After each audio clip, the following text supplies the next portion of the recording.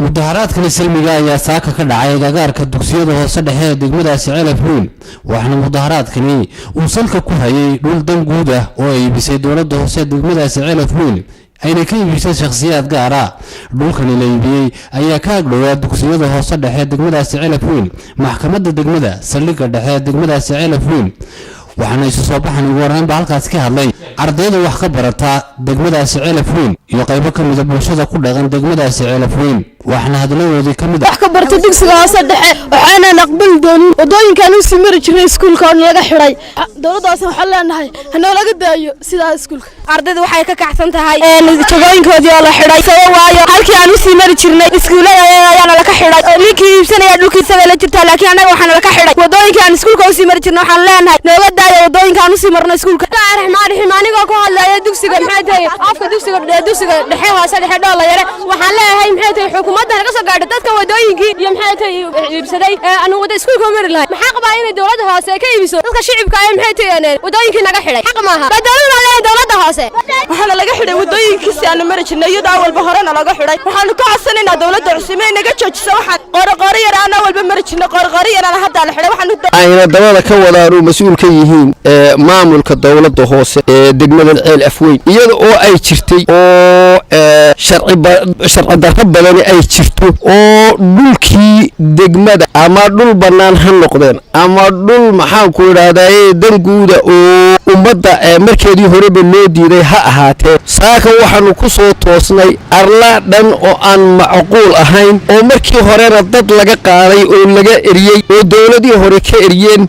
oo ah iskuulka degmada sida cad halkan dhaqantan dad la siiyay loo sharci gareeyay waraaqo loo haysta arrintaana waxaanu ka eedeynaa iyo dhul badan oo kale cidda magaalada mas'uulka ka maamulkii magaaladan haysta ay ku aanbaxeen inay qofkii jeebkiisa xoogaa hanti ugu jirto ay ka iibiyaan meelaha dawladdu gaarka u leedahay hadda waxay soo gaadhay iskuuladii ubadkeerada wax loogu dhigayay inay ninkii magaalada u dhashay jeebka wax ugu jireen uu iibsado oo irida ka gooyo waa ayaan darro runtii waa ayaan darro nin waliba caruurtiisii uu ka kaxaystay burcu geystay meel allaale meeshii uu geysanayay ayuu geystay waxay noqotay lacagtii laga soo saari lahaa ardaydooda lagu biili lahaa in dhulka shacab laga soo saaraa bay noqotay runtii waa ayaan darro dhankii lacagta haystay ee caruurahooda geeyay inta burca ugu sokayso ayaa iskuulka inta ugu dambeysay lagu dulibsaday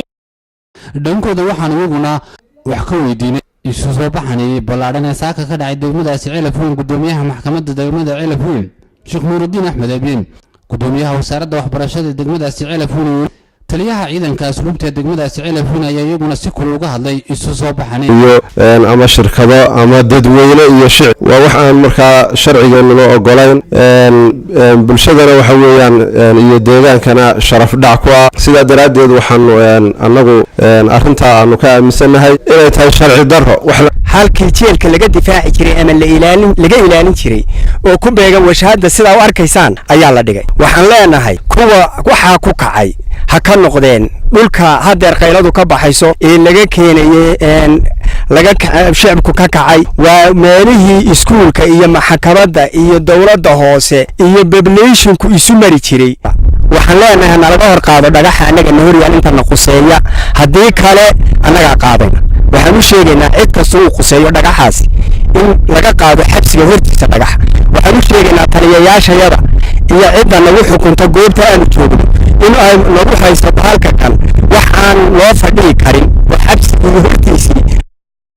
dhanka kale maayirka degmadaasi Ceelaf Weyn oo la xiriirnay ayaan wax jawaab ka bixin arintani si kastaba ha ahaatee xaaladdan iska qabsiga dhulka ayaa maalmihii u dambeeyayba ku soo badanaysay degmadaasi Ceelaf Weyn xilli la xayiray dhulka danta guuda Axmed Maxamed Cilmi Hoon Cable TV